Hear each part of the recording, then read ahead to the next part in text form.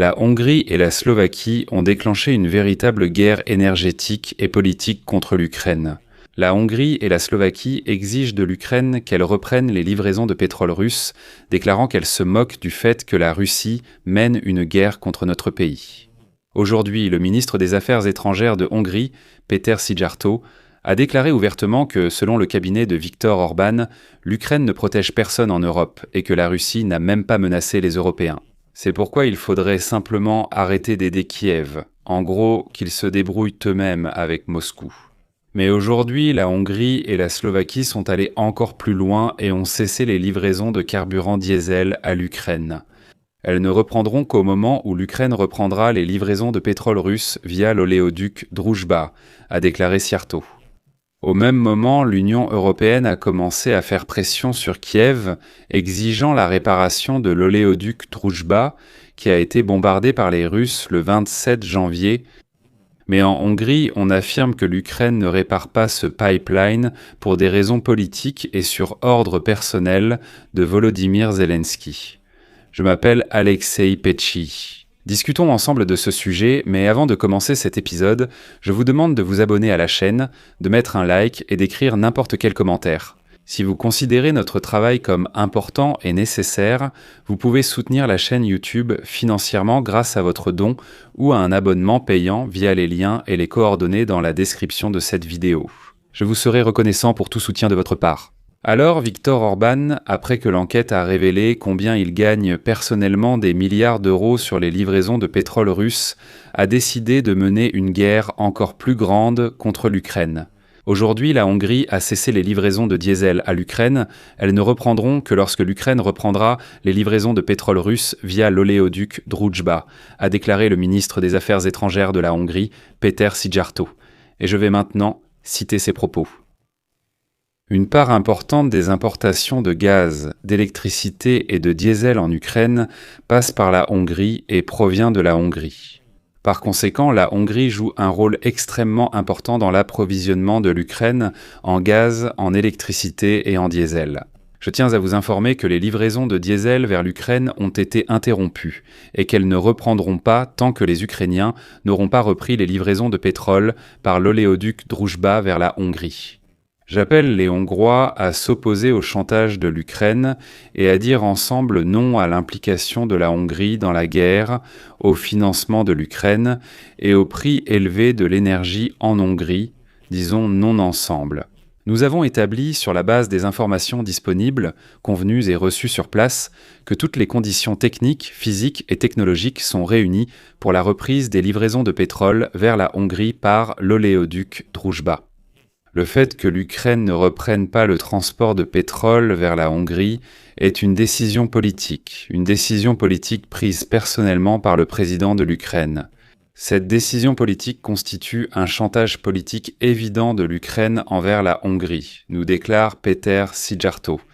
Quel est donc le fond du problème? Alors, selon la version du ministre hongrois, l'Ukraine voudrait soi-disant forcer la Hongrie, je cite, à soutenir la guerre, à permettre de transférer l'argent du peuple hongrois en Ukraine, on ne sait pas comment, ainsi qu'à accepter l'adhésion de l'Ukraine à l'UE. Szijjártó s'est également plaint qu'ainsi l'Ukraine force la Hongrie à renoncer aux sources d'énergie russes bon marché et à la baisse des tarifs des services publics. Encore une citation de Szijjártó. Par cette décision, le président Zelensky cherchait manifestement à provoquer une crise d'approvisionnement en pétrole en Hongrie, ce qui constitue une ingérence ouverte et grossière dans le processus électoral hongrois. Apparemment, il a peur qu'Orban perde. Nous rejetons fermement cette ingérence de l'Ukraine dans l'avenir de la Hongrie, car seul le peuple hongrois peut prendre une décision, et c'est précisément la décision souveraine du peuple hongrois qui détermine l'avenir de la Hongrie. Je rappelle simplement ici que Viktor Orban et Péter Szijjártó ont toujours servi ouvertement les intérêts du Kremlin.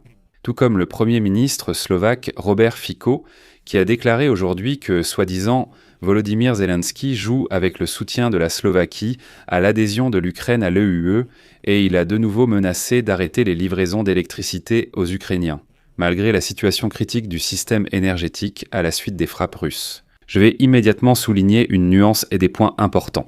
Déjà le 27 janvier, les Russes ont frappé l'oléoduc Druzhba, la Hongrie et la Slovaquie exigent la réparation de ce pipeline. Parce qu'ils ne peuvent tout simplement pas vivre sans le pétrole russe. Et ils demandent même à la Croatie de les aider et de livrer du pétrole russe via leur territoire. D'ailleurs, j'en ai parlé dans l'une des émissions précédentes. Allez sur la chaîne, regardez.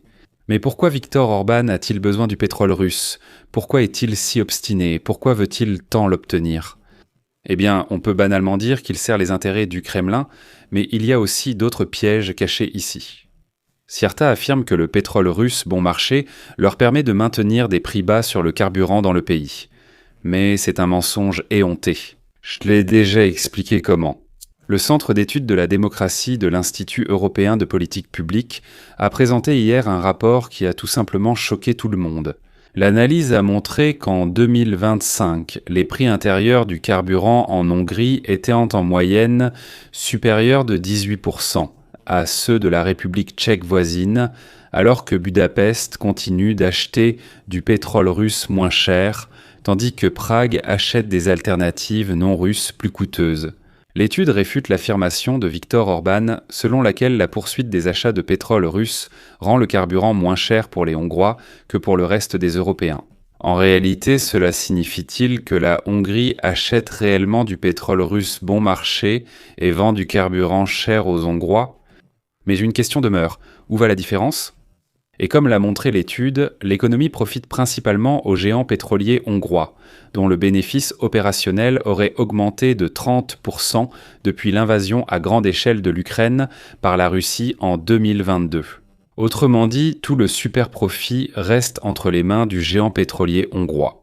Mais les consommateurs, eux, n'ont jamais pu ressentir tous les avantages de l'achat du pétrole russe bon marché, et c'est là que toute la vérité a éclaté. Je vais citer un extrait du rapport du Centre de recherche sur la démocratie. La dépendance au pétrole russe à prix réduit n'a pas profité aux consommateurs. Au lieu de cela, les bénéfices de la revente du pétrole bon marché vont dans la poche du fournisseur monopolistique, sous forme de surprofits qui financent indirectement les réseaux de captation de l'État créés par Viktor Orban. Qu'est-ce que cela signifie? Laissez-moi vous expliquer. En fait, le centre a suivi les flux financiers et est arrivé à la conclusion qu'il existe en Hongrie plusieurs fonds où l'entreprise transfère ses bénéfices. Ces fonds détiennent une quantité suffisante d'actions de cette entreprise et, comme il s'est avéré, tous ces fonds sont directement liés à Viktor Orban. Pour simplifier encore, l'argent que la Hongrie gagne grâce au pétrole russe bon marché, à travers un certain nombre de schémas, finit par aller à Orban et à ses structures. Et voilà que la Commission européenne a déjà déclaré que l'UE reste en contact avec les autorités ukrainiennes concernant l'oléoduc Druzhba et demande sa réparation. Citation d'Anna Kaïssa, porte-parole de la Commission européenne. Tout comme nous restons en contact avec l'Ukraine concernant les délais de réparation de l'oléoduc Druzhba et la rapidité avec laquelle il peut être remis en service. Il n'y a pas de risque à court terme pour la sécurité de l'approvisionnement pour la Hongrie et la Slovaquie, car elles disposent de réserves de 90 jours. À la fin de cette émission, je voudrais faire une recommandation pour le public masculin de ma chaîne. Beaucoup ont déjà soufflé après le 14 février, mais le 8 mars approche encore, alors préparez-vous. Souvent, nous, les hommes, abordons la surprise ou le cadeau pour une femme comme si c'était la résolution d'un objectif politique ou commercial.